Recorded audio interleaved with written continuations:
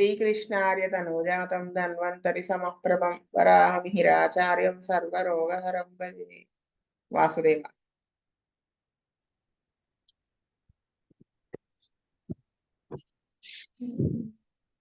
మనం చదువుకోవాల్సిన 68 కదా. అవునండి.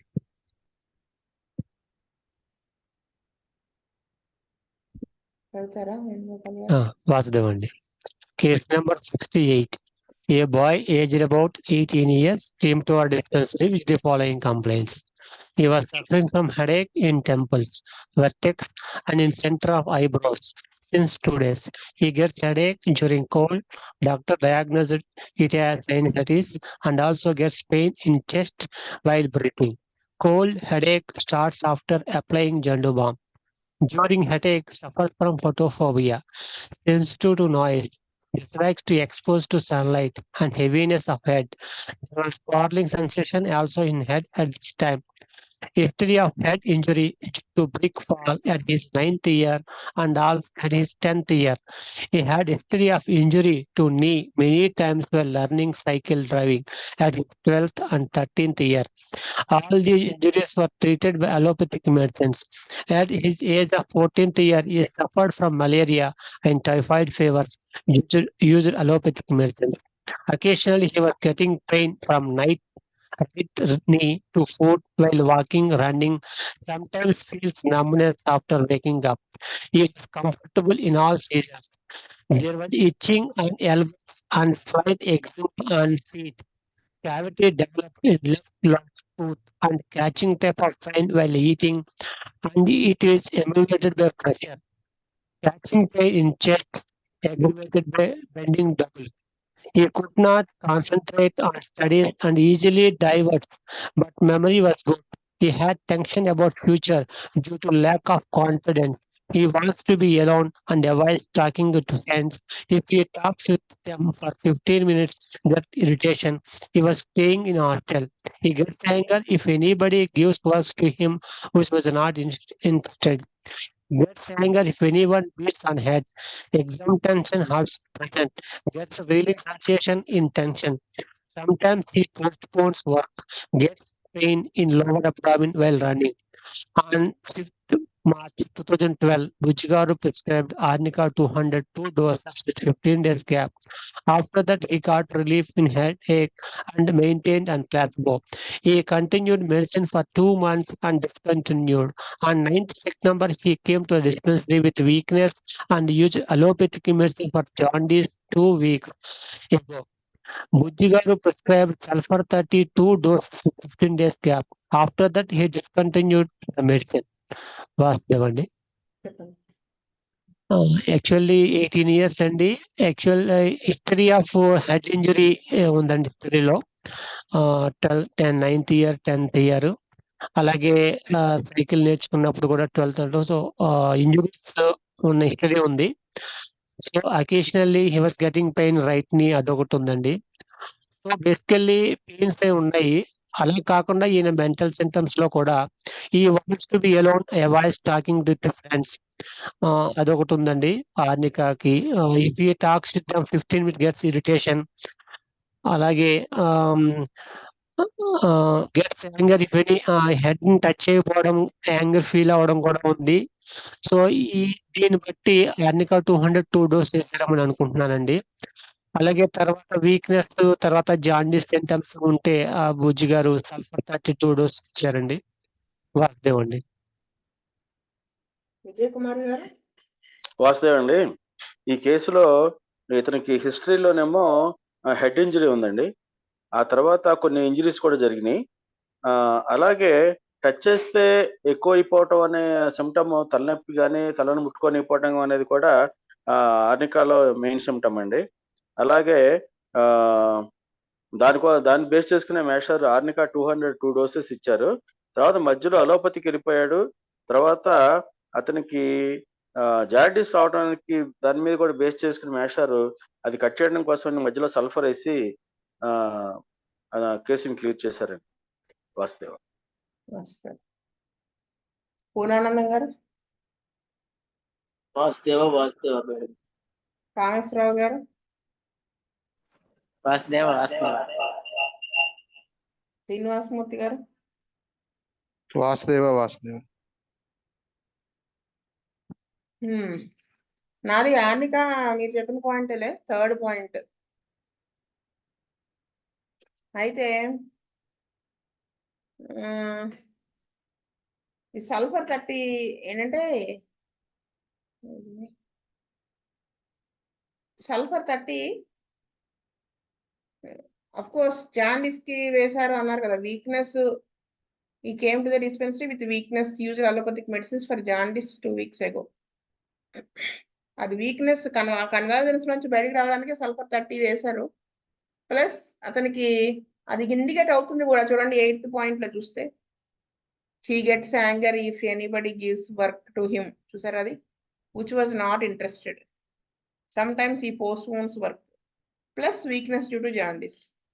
అన్ని విధాలుగా పనిచేస్తుందని ఇచ్చుంటారని నేను అనుకుంటున్నాను. వాసుదేవ్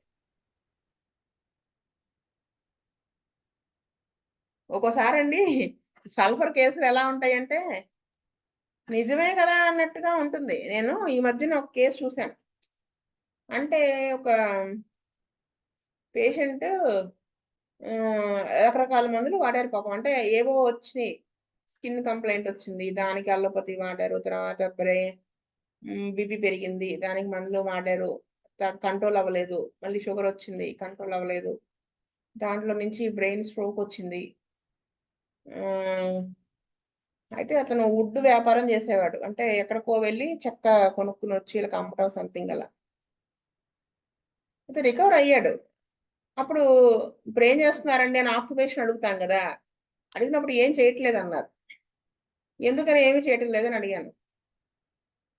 అప్పుడు నాకు ఇలా స్ట్రోక్ వచ్చింది, ఇది బ్రెయిన్ స్ట్రోక్ లాగా లైట్గా అనిపించింది, పెరాలసిస్ వచ్చినట్టు. ఇంకా అప్పుడు మానేశాను. ఎన్నాళ్ళు అయిందండి బ్రెయిన్ స్ట్రోక్ వచ్చి? 8 years అవుతుంది. తగ్గి ఎన్నాళ్ళు అయింది? 7 years అవుతుంది. మరి 7 years నుంచి ఎందుకు చేయలేదు? మళ్ళీ ఎందుకు స్టార్ట్ చేయలేదు? అంటే అక్కడ ఏమో మనకి భయం మళ్ళీ వస్తుందేమో అని భయంతో చేయలేదా? వేరే ఊర్లో వచ్చి అక్కడి నుంచి ఇక్కడికి తీసుకురావాల్సి వచ్చింది. అలా వేరే ఊరు వెళ్తే ఏమన్నా అవుతుందేమో అని భయం ఉంటే ఇంకో ఏదైనా బిజినెస్ చేయొచ్చు కదా. ఇతను అన్నాడు వేరే ఊరు వెళ్తే భయం వల్ల అక్కడ వస్తే మళ్ళీ ఇబ్బంది అవుతుందని చేయలేదు. మరి ఇంకేదైనా బిజినెస్ చేసుకోవచ్చు కదా. నాకు ఇది తప్ప ఇంకోటి రాదు. మరి ఎక్కడన్నా జాబ్ చేయొచ్చు కదా. క్వశ్చన్స్ నేను వేసాను. ఫ్యామిలీ అప్పుడు అంటే ఏమోనండి, నాకు అప్పుడు ఆ భయం అనేది ఉండిపోయింది మైండ్లో. మరి ఫ్యామిలీ ఎలా జరుగుతుంది అంటే ఏముందండి, మాకు ఇల్లు ఉంది, వేరే అద్దులతో బతుకుతుంది. ఎంత అద్దె వస్తుంది? ఒక 15,000 వస్తుంది. 15,000తో పిల్లలు 2 ఉన్నారు, వాళ్ళని చదివించుకోవాలి కదా. ఏం కుదురుతుంది? కష్టం కదా. మరి డబ్బులు చాలకపోతే అడిగాను. ఏముందంటే మా ఒకళ్ళ దగ్గర అప్పు తీసుకుంటా, వాడుకుంటాం. వాడు గట్టిగా ఇవ్వమని గొడవ పెడితే ఆ ఇంట్రెస్ట్ ఇవ్వకుండా ఇంకొకరి దగ్గర అప్పు చేసి వీడికి ఇంట్రెస్ట్ తీర్చి మళ్ళీ ఇంకోటి, అలా బోల్డ్ అప్పులు ఉన్నాయని చెప్పారు. ఓపియమ్మా సల్ఫరా అని కొట్టుకుని ఫస్ట్కి ఏం వేసి ఉంటాను? సల్ఫర్ వేసి ఉంటారండి. సల్ఫర్ వేసి. బికాజ్ లేజినెస్ కూడా ఉంది దీనిలో. లేజినెస్ ఉంది, ఇంకేం లేదు అక్కడ. అంటే మరి నాకు ఎంత కొట్టుకున్నానంటే భయం వల్ల ఈ అప్పులు ఇవన్నీ చూస్తే ఓపియం నేచర్ కనపడుతుంది కదా. మేడం ఓపీఎం లో కొంచెం కన్ఫ్యూజన్ వస్తుంది. ఓపీఎం లో కూడా చీటింగ్ నేచర్ ఉంది కదా, అది కూడా కొంచెం కన్ఫ్యూజ్ చేస్తుంది. అబ్బా అసలు ఆ రోజు కేసు టేకింగ్ అయితే ఎన్ని బాదుకో ఉంటారు మీరు. ఆ చీటింగ్ ఉంది కదా ఓపీఎం లో, అది ఓపియం. ఎందుకంటే మైండ్ బ్రెయిన్ ఎఫెక్ట్ అయి ఉంది. సల్ఫరా లాస్ట్ కి తేలింది ఏంటంటే సల్ఫర్ అని తేలింది. సల్ఫరే వేశాను. ఇంకా తన గురించి ఎంత చెప్తుంటాడో సిమ్టమ్స్, మనల్ని ఎన్ని క్వశ్చన్స్ వేస్తారో. ఆయన వచ్చారంటే నేను గనక నా కర్మగాల ఆ పేషెంట్ వచ్చినప్పుడు వెనకాల ఎవరు పేషెంట్ లేరు అనుకోండి, ఇంకా నేను అయిపోయాను. ఫలానా వాడికి ఆ జబ్బు ఉందండి, అది తగ్గుతుందా హోమియోలో అంటే అనవసరమైన మాటలు అన్నమాట అవి. మనం ఆన్సర్ చెప్పామనుకోండి, లాజిక్ లో దించుతా మనల్ని ఒక దాంట్లో దించుతాడు. ఎందుకు తగ్గదు, అది ఎందుకు తగ్గుతుంది, మీరు ఇక్కడ ఎన్నాళ్ళ నుంచి పెట్టారు, ఏదో తలకాయ నొప్పి వ్యవహారం, మనం ఏదో దాంట్లో వాదనకు దిగే సిచ్యువేషన్ వస్తుంది. అదనమాట. అప్పుడు ఆ లాజిక్ అది చూసి సల్ఫర్ వేశారు. అదే ఓపీఎం అయితే నన్ను పొగిడేవాడు కదా, మీరు కాబట్టి చేస్తున్నారు అది ఇది అని డిసీవింగ్ నేచర్ ఉంటుంది కదా. అలా అతను మళ్ళీ ఏంటి తెలుసా, ఫస్ట్ వైఫ్ చనిపోతే సెకండ్ మ్యారేజ్ చేసుకున్నారు. అసలు ఆ అమ్మాయి పాప నేట్రమూరు అంతా మా ఆవిడ చెప్పినట్టే చేస్తూ ఉంటానని చెప్తా ఉన్నారు. పాపం అమ్మాయి ఏదో ఇంట్లో టైలరింగ్ చేస్తుంది, తనకేదో పైల్స్ ఉన్నాయి పాపం, విపరీతంగా టైలరింగ్ చేసి సంపాదిస్తూ ఉంటుంది. అంటే ఆ అమ్మాయి పాపం ఇతని యొక్క పిటిబుల్ గా మాట్లాడతారు కదా, పిటిబుల్ గా అంటే నాకు అప్పుడు అలా వచ్చింది, లేకపోతే నా భార్యని బంగారంలో ముంచేవాడిని, ఇలా మాట్లాడితే ఈ అమ్మాయి నేట్రమూరు కదా పడిపోతుంది. పాపం నిజంగానే పాపం అతనికి ఇలా బాగాలేదు కాబట్టి చేయటం లేదు అనే ఉద్దేశంతో తిని సంపాదిస్తుంది, ఎవరైతే ఏం లేదు మన ఇద్దరిలో అని. అది మనము బిహైండ్ దట్ లాజిక్ మనం పడితేనే మనకి డ్రగ్ కరెక్ట్ గా పడుతుందండి. అది ఆ దాంట్లోనే ఉంటుంది. అంటే అక్కడ మనము వీడు అప్పులు చేశాడు అనగానే మన మైండ్ లో ఓపీఎం పెట్టుకుంటే ఇంకా వాడు ఎప్పటికీ సల్ఫర్ దొరకడు. ఇంకో కేసు చూశాను, విపరీతమైన నీట్నెస్. ఎంత అంటే ఎవరైనా బయట వాళ్ళు వచ్చి వాష్రూమ్కి వెళ్ళారా, వాష్రూమ్ కడిగేస్తుంది, ఇల్లు కడిగారా కడిగేస్తుంది, ఎవడన్నా వచ్చి ఏదన్నా ఇంట్లో వర్క్ చేసేలా కడిగేస్తుంది. ఏం వేస్తామండి ఫస్ట్ మనకు రాగా ఆలోచన ఏమొస్తుందండి? పల్స్లో వస్తుంది, సిపిల్లో వస్తుందండి.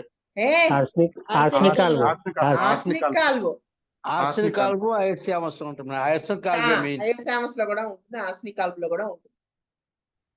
అయితే ఆర్సెనిక్ ఆల్బో వాడికి ఇంకా ఏముంటాయంటే, వాడికి ఏంటి అది కడగకపోతే జబ్బు వచ్చేస్తుందేమో నాకని కదా, అంటుకుంటుందేమో అనే భయం కదా.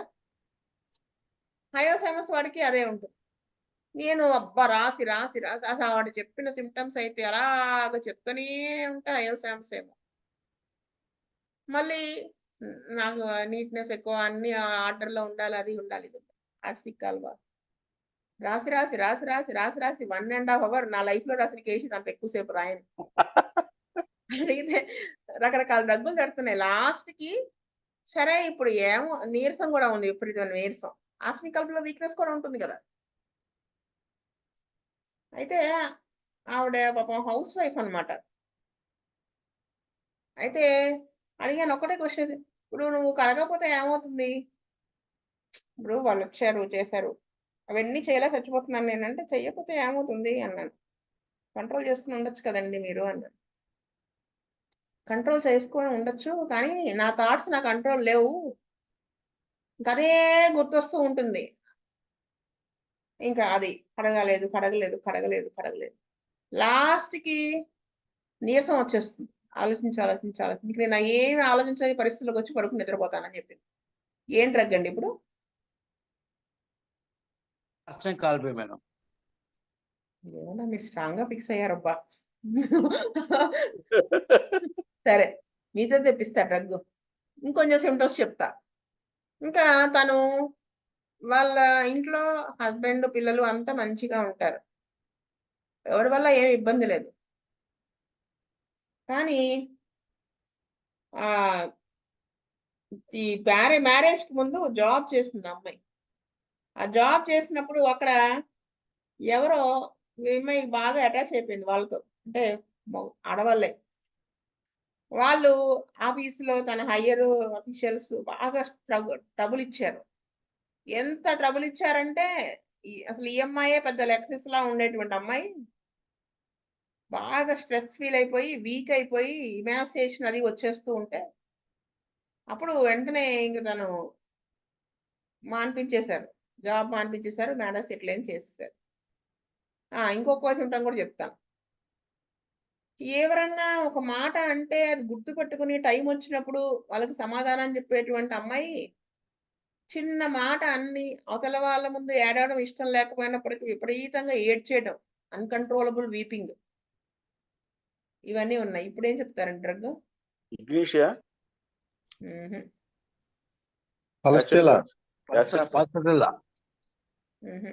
ఫస్ట్ లా కాదు, నైట్రోమూర్ ఇందాక ఒకళ్ళు చెప్పారు డ్రగ్ నైట్రోమూర్ అండి. కాదు కాదు, యాసిడ్ యాసిడ్ ఫాస్ అని నేను చెప్పింది అదే అదే కరెక్ట్ అదే అన్నారు. అంటే Yes. ఎలా మొదలైంది అక్కడ? ఆ స్ట్రెస్ దగ్గర మొదలైంది ఆఫీస్ లో. అక్కడ బాగా నలిగి అంటే మనం ఇప్పుడు ఏమనుకుంటామంటే, వీడి వెనకాడియం వాడు కదా, ఖచ్చితంగా ఆరమెట్లోకి వెళ్ళాలనుకుంటాం. వీడిని మించిన బాబు వస్తే వెళ్తాడు ఆరమెట్లోకి వాడు కూడా. ఆ అమ్మాయి ఎవరినైనా కార్నర్ చేయగలిగినటువంటి అమ్మాయిని కార్నర్ చేశారంటే వాడు ఎంత గొప్పవాడై ఉంటాడు. అక్కడ నలిగిపోయింది అమ్మాయి. ఆ నలిగిపోయిన టైంలో ఇంక వాళ్ళ ఇమాన్సేషన్ వచ్చేసింది, వీక్నెస్ వచ్చేసి నిస్త్రాణంగా అయిపోయి ఈ గైనిక్ ప్రాబ్లమ్స్ అవి వచ్చేసి అప్పుడు థైరాయిడ్ ప్రాబ్లం వస్తే హార్మోన్ టాబ్లెట్స్ వాడుతున్నారు. హార్మోన్ అంటే అదే ఎల్డ్రాక్సిన్. ఓవర్ బ్లీడింగ్ అయిపోయి ఇంకా అప్పుడు మానిపించేసి వెంటనే వచ్చింది, మ్యారేజ్ చేసేసారు. అక్కడి నుంచి అంటే దాంట్లోంచి క్యూర్ అవ్వలేదు కదా, అక్కడ ట్రీట్ చేయబడింది అంతే.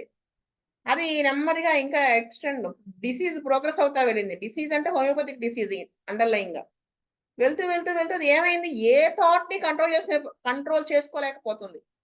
ఓన్లీ నీట్నెస్ ని అయితే ఓకే, మనం ఆర్సనిక్ కల్ప సమస్య ఇంకేమైనా ఆలోచిస్తాం, కానీ ఓన్లీ నీట్నెస్ కాదు అక్కడ.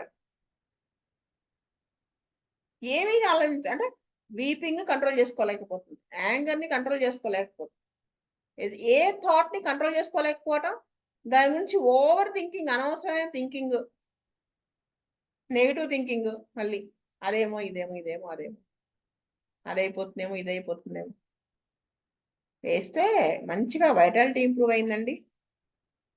నేను అది వరకు ఇట్లా వద్దు అనుకుంటే ఆగుతున్నానని చెప్పింది, చాలా బెటర్మెంట్ చెప్పింది. నా లైఫ్లో ఫస్ట్ టైం అలాంటి వాటికి కూడా మనం ఇలా ఇంత ఆలోచించానో, వెయ్యాలా వద్దా లాస్ట్కి అలా. అంటే మనము బిట్వీన్ ద లైన్స్ మీనింగ్ చూస్తే మనం కరెక్ట్గా డ్రగ్ వేయగలుగుతామండి. వీడిలా అన్నాడు కాబట్టి అయోసామస్, వీటిలో అన్నాడు కాబట్టి ఆర్సనిక్ కాల్పు, వీడిలో అన్నాడు కాబట్టి ఇగ్నిషియన్, అలా వేయనే కూడదండి. అదనమాట విషయం.